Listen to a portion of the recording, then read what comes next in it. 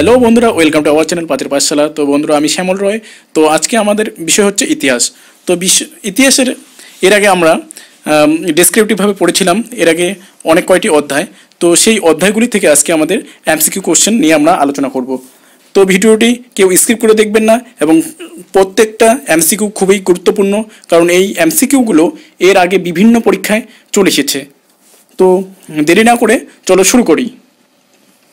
প্রথম নম্বর কোশ্চেন দেখো, কোন গ্রন্থে প্রথম বর্ণ ব্যবস্থার উল্লেখ পাওয়া যায়?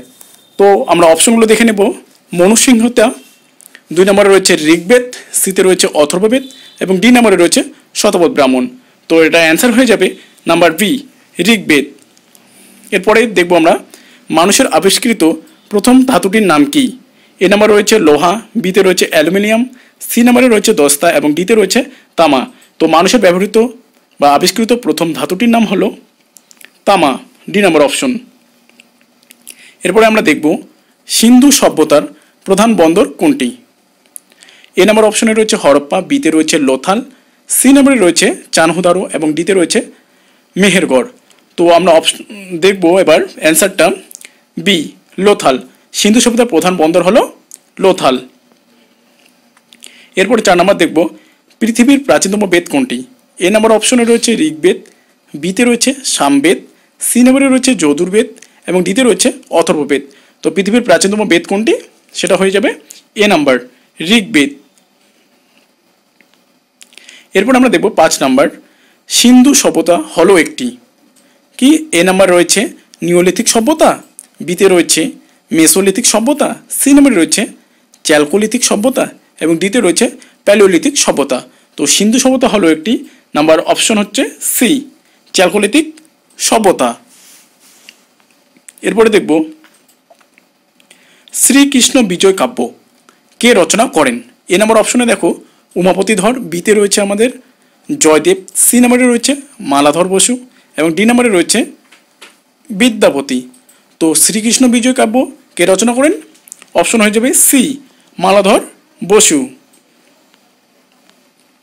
এরপরে দেখো 7 নম্বর, বৌদ্ধদের প্রধান ধর্মগ্রন্থগুলি কোন ভাষায় রচিত? অপশন আমরা দেখে নেব। এ নাম্বার প্রাকৃত, বিতে রয়েছে অর্ধ মগধী, সি নম্বরে রয়েছে সংস্কৃত, ডিতে রয়েছে পালি। তো বৌদ্ধদের প্রধান ধর্মগ্রন্থগুলি কোন ভাষায় রচিত? সেটা হয়ে যাচ্ছে অপশন ডি, পালি। এরপরে 8 নম্বর কোশ্চেন দেখো, কোন ধাতুর ব্যবহার সিন্ধু সভ্যতার মানুষেরা জানতো না? এখানে কোশ্চেনটা কি রয়েছে? কোন ধাতুর ব্যবহার সিন্ধু সভ্যতার মানুষেরা জানতো না? তো অপশন দেখো তামা, বিতে রয়েছে লোহা, সি নম্বরে রয়েছে ব্রোঞ্জ, এবং ডিতে রয়েছে সোনা। তো এটার অ্যান্সার হয়ে যাবে বি, লোহা। তো আমরা জানি যে সিন্ধু সভ্যতার মানুষেরা কিসের ব্যবহার জানতো? তামার ব্যবহার জানতো, কারণ মানুষের আবিষ্কৃত প্রথম ধাতু হলো তামা। এরপরে 9 নম্বর দেখবো আমরা হরপ্পা শব্দের অর্থ হলো। এ নম্বর অপশনে কি রয়েছে? চাষ করা, বিতে রয়েছে মৃতের স্তূপ, সি নম্বরে রয়েছে পশুপতি খাদ্য, এবং ডি নম্বরে রয়েছে কুলপতি। তো হরপ্পা শব্দের অর্থ হলো সি, পশুপতি খাদ্য। এরপরে 10 নম্বর দেখব বৃহৎ স্নানাগারটি কোথায় আবিষ্কৃত হয়েছে? এবার অপশনগুলো আমরা দেখে নেব। এ হরপ্পা, বিতে রয়েছে লোথাল, সি নম্বরে রয়েছে কালিবঙ্গান, এবং ডিতে রয়েছে মহেঞ্জোদারো। তো এটার অপশন হয়ে যাবে 10-এর ডি, মহেঞ্জোদারো। এরপরে 11 নম্বর কোশ্চেন দেখে নেব আমরা, মহেঞ্জোদারো শব্দটির অর্থ কী? এ নম্বরে রয়েছে কি? বসবাসের জায়গা, বিতে রয়েছে বিশাল স্তূপ, সি নম্বরে রয়েছে মৃতের স্তূপ, ডি নম্বরে রয়েছে পশুপতি খাদ্য। তো মহেঞ্জোদারো শব্দের অর্থ হলো সি নম্বর, মৃতের স্তূপ। এর আগে আমরা দেখলাম হরপ্পা শব্দের অর্থ পশুপতির খাদ্য। এরপরে 12 নম্বর কোশ্চেন দেখো, পুরাণের মোট সংখ্যা কয়টি? অপশনগুলোর মধ্যে রয়েছে এ নম্বরে রয়েছে 16টি, বিতে রয়েছে 20টি, সি নম্বরে রয়েছে 17টি, এবং ডিতে রয়েছে 18টি। তো পুরাণের মোট সংখ্যা রয়েছে আমাদের ডি, 18টি। এরপরে 13 নম্বর কোশ্চেন দেখো, ভারতের কোথায় আর্যরা স্থায়ী বসতি স্থাপন করে? এ নম্বরে রয়েছে মধ্য এশিয়ায়, বিতে রয়েছে সপ্ত সিন্ধু অঞ্চল, সি নম্বরে রয়েছে পাঞ্জাব, এবং ডিতে রয়েছে বেলুচিস্তান। তো দেখো 13 নম্বরের অ্যান্সার, ভারতের কোথায় আর্যরা স্থায়ী বসতি স্থাপন করেন? এটার অ্যান্সার হয়ে যাবে সি, মানে অপশন সি হয়ে যাবে পাঞ্জাব। 14 নম্বর কোশ্চেনটা দেখো, কাদম্বরীর রচয়িতাকে? এ নম্বরে রয়েছে কালিদাস, বিতে রয়েছে বাণভট্ট, সি নম্বরে রয়েছে জয়দেব এবং ডিতে রয়েছে ভারবী। তো কাদম্বরী কার রচয়িতা, মানে রচয়িতাকে? বি, বাণভট্ট। কাদম্বরীর রচয়িতা বাণভট্ট। 15 নম্বর কোশ্চেনটা দেখো, বৈদিক সাহিত্য কোন সময় রচিত হয়? আমরা জানি বৈদিক সাহিত্য, বৈদিক যে যুগটা ছিল সেটা দুটি ভাগে ভাগ, একটা রয়েছে 1500 থেকে 1000 এবং একটা রয়েছে 1500 থেকে 500 এবং একটা রয়েছে 500 থেকে নিচে, তাই না? তো বৈদিক সভ্যতা কোন সময় রচিত হয়? এ নাম্বারে রয়েছে 2700 থেকে 1900 খ্রিস্টপূর্বাব্দের মধ্যে, বি নাম্বারে রয়েছে 1000 খ্রিস্টপূর্বাব্দের মধ্যে, সি নাম্বারে রয়েছে 3000 থেকে 2500 খ্রিস্টপূর্বাব্দের মধ্যে এবং ডি নাম্বারে রয়েছে 1500 থেকে 1000 খ্রিস্টপূর্বাব্দের মধ্যে। তো আমরা জানি বৈদিক সভ্যতার দুটি ভাগ, একটা হলো 1500 থেকে 1000 আর 1000 থেকে 500-র মধ্যে। তো এটার অ্যান্সার হয়ে যাবে ডি, 1500 থেকে 1000 খ্রিস্টপূর্বাব্দের মধ্যে। এবার 16 নম্বরে চলে যাব।